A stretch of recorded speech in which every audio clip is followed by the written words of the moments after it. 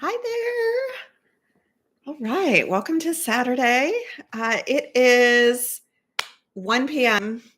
Eastern Time and 11 p.m. Mountain Time. And I'm a week late, but today we are discussing our May book club, night one. So I'm going to do this in parts because I had a really busy May and just wasn't able to dedicate enough time to read the entire book. So as I started to read this book, I thought, this book is pretty dense and could be really good to do in different chunks. So it kind of worked out well in that way. So we are going to be talking about the first part, or like the first maybe quarter or so of this book. And the book is The Courage to Be Disliked. And it is, I've never read this book before. I had heard some things about it, but nothing detailed. And it's the subtitles, The Japanese Phenomenon That Shows You How to Change Your Life and Achieve Real Happiness. So let's just dive in. I have a few notes that I wanted to talk about. First of all, I will say I've got our mascot here. This is my Great Dane, Gavin. So if you see him poking around in the background, he lives here. So that's why. This is the last day of May. And again, I don't know about you guys, but this has been a really busy month for us. We're also in our last week in Florida. So I need to get an oil change. I need to clean this place. I need to make it look like a dog hasn't been here for months and months. Also want to kind of go do some things that we like doing before we leave.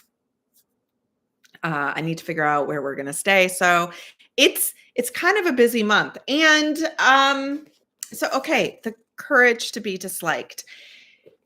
As I was reading this book, I was like, wow, they're really going there. It really is, at least this first part, is really sort of poking holes or seemingly poking holes in this idea of ideology over teleology. And the ideology meaning we look at the cause of something, where the teleology is looking at the purpose, like what is driving the behavior that's creating a scenario in which either we're not changing or we're repeating the same thing. And in my work as a therapist, we kind of look at both. This first part of this book was really teasing away and kind of implying that you don't really need the cause or to know, and I may be oversimplifying and overstepping, but it's not really about what is causing something. And I even wrote this down. He really said if we just are staying or focusing on the etiology or the cause, then we stay there and we don't take that step forward. He also really talked about if we don't move past the cause and focusing on the cause, then a powerlessness can develop, meaning this thing has happened. And so the result that I'm in right now is inevitable and it's beyond my control to change it. And that part I do subscribe to, in that if we do stay there, then it makes it very difficult to recognize that, for many things, there are steps that we can take in order to change how the past impacts the current. It gets a little dense, so hopefully you're staying with me. Now, a vibe that I was sort of picking up in the book initially, and again, I've only read the first night between the youth and the philosopher, was kind of that the cause is inconsequential. The cause almost doesn't matter. You're wasting your time considering the cause. That's a piece that I don't subscribe to 100%. I think I subscribe to not getting stuck in the cause, because it can breed feelings of powerlessness and hopelessness. But I do think there is some benefit of recognizing the cause. Like, what led to this? The reason I think that's important is because if there was a cause, it means we can change the path and we can change the outcome, right? Like it's not this inherent, ingrained thing. For example, for some of us who feel maybe some depression about being childless, not by choice, we can say the cause is being childless, not by choice. And I think if we don't even recognize that, if instead we're like, you know what, that doesn't matter why we feel it, we just have to do things differently in order to work on it, which I'm not saying that's not a part of it. But I think not recognizing the cause can, for some people, they can start to over identify with being a depressed person. They can start to over identify with this is just a part of who I am. This is my character. And that I think it's important to break that apart and really break that down. No, you're experiencing potentially some low mood and depression about not having children when you wanted them because there's all of these factors that go into influencing how you're feeling. So I do think the etiology or the cause is really important. You know, when we think about it in terms of physical health, the cause of something is really important, right? And so this is one of those times where I don't think, I think if we, I think it's important to also consider mental health in the same way. Like the cause is important. It doesn't mean prevention and how to get out of it isn't also important. Again, just like in physical health, we need to, it's helpful to know what caused it, but ultimately we know it's there, so we got to just fix it. But if we want to stop it from happening again, it's to our benefit. I do I do agree with the idea that we can get stuck in there. We can really get stuck in the cause and kind of blame others and like, you know what? I'm always going to live in this society. My family's never going to change. Society's never going to change. So I am destined to feel this way forever. And that is what I don't agree with. I do think there will be times when you will need to push back against that. I do think there will be times in which you will have to say, you know what? Yes, all of these things won't change, but I do have some purpose and I do have some goals within and I do have the ability to make that change. So I really liked how they started it.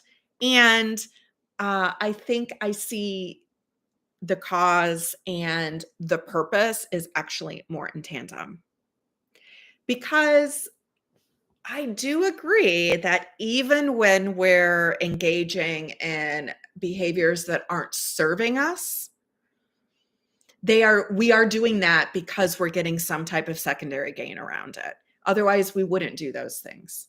Now, as I was thinking about this too, I was also thinking, okay, well, what about like brain responses or like traumatic, like PTSD responses that like our brain is reacting to without our necessarily being conscious of? So that's a piece of this that I'm still trying to work through around that. But I am a subscriber in the belief that because I see it too in my work. Even if you really want to change something, if you're not changing it, there is likely some type of gain in there or reason that you're not wanting to change. Even if it's subconscious, you have this, as they say in the book, a goal of not changing. So on the surface, you might be like, I want to feel better. I want this to be different. I want to do this different. But somewhere in there, there is this goal that is like, no, we actually don't want to change. Now, for a lot of people, it can feel safer not to do that. It can feel way too risky to change. It can be sometimes not changing is hope. Like if we're not making the efforts or we're not aggressively pursuing change, it leaves open the possibility. I even wrote this down because I thought this was a really good way of putting it. They said living inside the realm of possibilities, there's a benefit to that, right? If you make all of these attempts and you're aggressively trying to change and it doesn't happen the way you want it to, there can be a lot of hopelessness in that. There can be some devastation in that. Again, it means you got to just keep going. However, that is a very risky thing to consider, changing and it not going the way that you want it to. So I see this all the time. And I would say there are certain things in my life that I feel that around. I think for me, if I'm being really honest with myself, which I'm starting to explore a little bit in my own work, is like I'm still single, right? And I tell myself, oh, I don't know that I want to be single.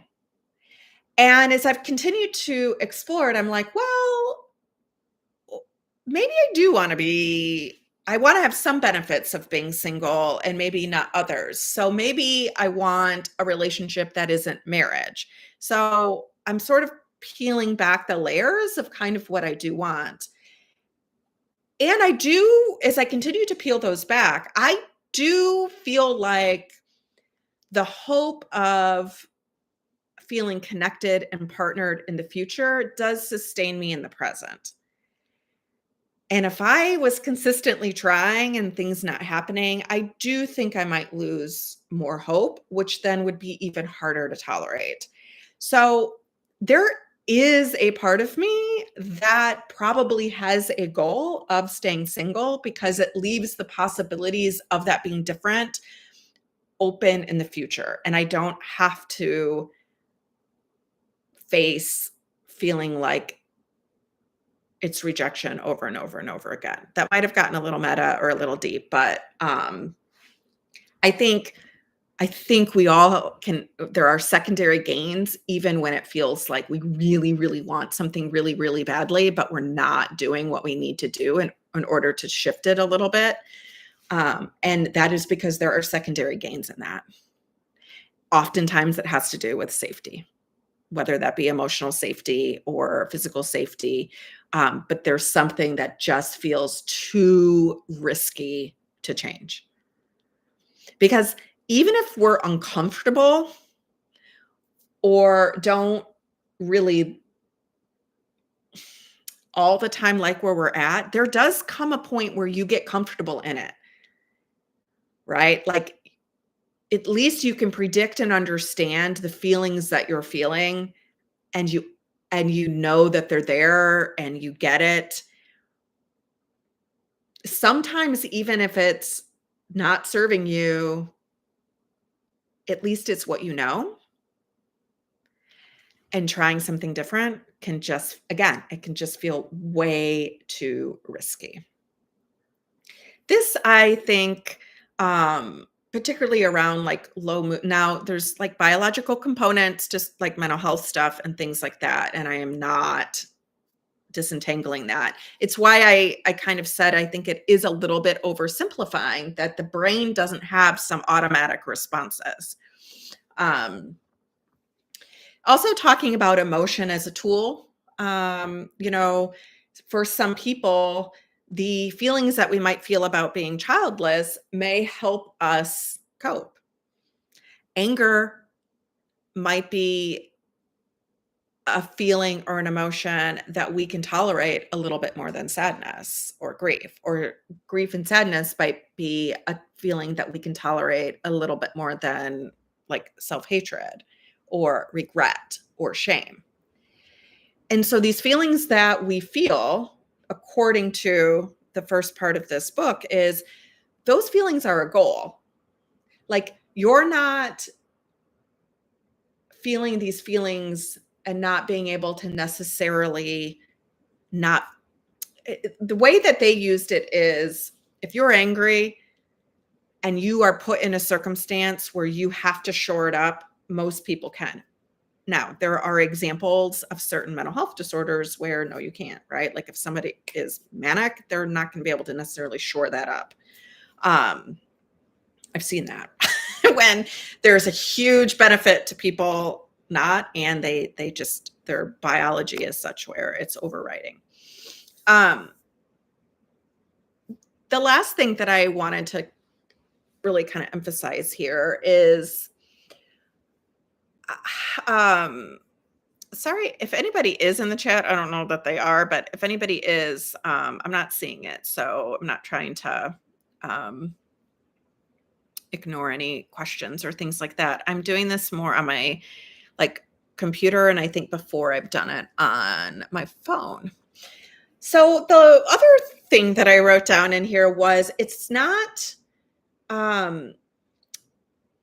like how you were born or what happened to you, but it's how you use, he said, what do we do with the equipment that we have? And again, I do like this sense of empowerment, autonomy, and that we're not on some conveyor belt based on a bunch of things that has happened to us in the past that we can't get off of or that we can't change. It doesn't mean it's not really, really hard to do. This is hard to do, particularly if you don't have the supports, right? As a therapist, this is the shit that I am constantly trying to kind of help people reconceptualize, is understanding some of the origin, but then not getting stuck in that to where you're not able to access your power and control to change it. And it's not about gaslighting people in terms of the impacts. I think that's actually a really important piece of it. I think a therapist, one of the main jobs I think a therapist has, other than creating an emotionally safe place and things like that, is, and this is part of doing that, is creating a space where we're validating and valuing people's experiences of what they've been through and not defining them by it. Right. So, for example, I think in terms of the childless space, I think it's important that somebody recognize, listen, there are a lot of things that impact how someone who doesn't have kids feels. It's not a matter of, oh, that didn't happen for me, because we get a lot of these outside messages, right? And it's not just about ignoring them, because these messages started way before, pre-verbal, these messages started in terms of playing with dolls and things like that. And not gaslighting and not saying, hey, none of that matters. It's what you do. What's your equipment now? What do you do with it now? I think a really good therapist has got to bridge those things together. And if you do that too soon, somebody is going to feel gaslit. And if you don't do that soon enough, somebody is going to feel like you're not helpful. This is just a place where I come to vent. So it's a tricky balancing these two things out.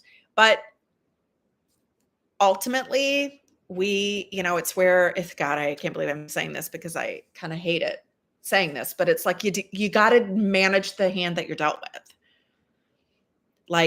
We don't get to redeal. But it doesn't mean that we can't use what we have and create something beautiful and meaningful through it. So I would say my overarching takeaway from the first night of the Courage to Be Disliked is essentially, we have the power. I just saw He-Man flash through my eyes. Do you remember that? Do you remember that part of He-Man where he steps out and he's like, "You have the power"? Oh, that's a blast from the past. But we have the power to change, and what happened to us doesn't create a destiny. It doesn't create an immovable path that we cannot change or not get out of. And that it's important to, I will say this, it's important to not get stuck in the past. But I also, again, I'm not here to diminish the fact that the past impacts where we are today. It impacts the present. And then again, really recognizing that I would challenge, if you feel like there is literally nothing of benefit to me of feeling this way, I would challenge you to reconsider that. Go 4 more layers deep, because even if you are in a scenario you don't like, there are probably some secondary gains to why you're still there. I will use singleness as my example around that. Like, I say I don't want to be single, and then I shift it to, well, I'm okay being single, but I don't want to be married. And then I'm still not taking all the active steps that I probably could to do that. And so what is the secondary gain that I'm getting by not taking those steps? And I am still sort of processing that, but I think a lot of that is probably it's way too effing risky to try and fail. Like, then what am I going to do? Like, then what? So at least if I'm not doing it, again, I'm living inside the realm of possibilities, and there is hope in that. And hope is really powerful. So I'm excited to continue to read this. I think there is some things to challenge and question, but I also think there's some things to ponder and to continue thinking about. And if there is something in your life that you want to change and it feels impossible, that you have not been able to change it, again, caveats of, like, there are some like chemical aspects of certain things, just like there are with like physical health, there are some of those things. But thinking about, what is the secondary gain that I'm getting from this? And why might I want to do something but not? Sometimes people call this self-sabotage. I don't like that word, only because I like when somebody says it to me, which they have. What I hear is, you could, but you're not, and you're failing. When what I probably need to hear more is, yeah, this is a very risky, it can feel emotionally unsafe, particularly when relationships in and itself can feel emotionally unsafe. Like, why would you try and put yourself back in that situation? That's also sort of where I'm exploring for me. If you know me, I went through a divorce that was very, very, very upsetting for me. I felt blindsided around it. It completely shook my whole world. And so while I tell myself I think I want to be partnered, maybe married, I don't know. Maybe I view that as a really emotionally unsafe thing because I never want to go through that again. Right? Um, and that was definitely not like facing me here. It took a really long time to even feel like I could draw that connection. And I'm a therapist, and that was like way back there. So I'm excited to continue to read this book with you guys, The Courage to Be Disliked. It looks like there's 4 nights, and I think what I'm going to do is break it up into talking about each night. So the next night is, because the reason I'm saying nights is there's the premise, the book is you following a conversation between a youth and a philosopher, and he comes back visiting the philosopher for the second night. And it's all problems are interpersonal relationship problems. All right, well, we'll dig into that. That's going to be fun. I mean, a lot of what I just said supports that. All right, subscribe to Sonder Sisterhood if you want to continue to follow along on our book club. And our next book club is, I can't remember. I'll have to figure that out. I can't remember what our June book club is. Oh, it's Strong by Dr. Gabrielle Lyon. And so we're doing a total 180, and we are talking a little bit more about the physical health in the next book.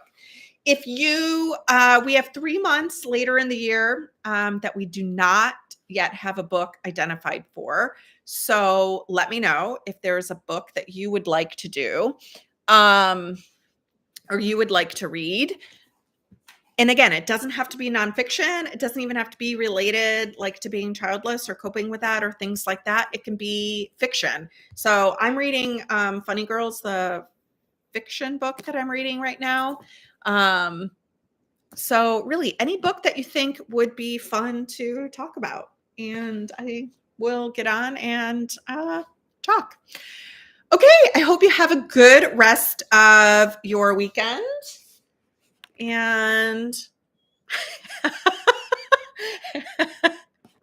right, well, someone's going to continue napping. And I don't know what I'm going to do.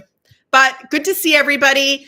And I'll let you know on the post when we're going to do this again. I'll probably do it next weekend. We will be driving from Florida to Colorado. So I might be doing it in a hotel room if the Wi-Fi is good enough. If not, I'll do it on Monday because we're supposed to get back to Colorado on Sunday. So good to see you.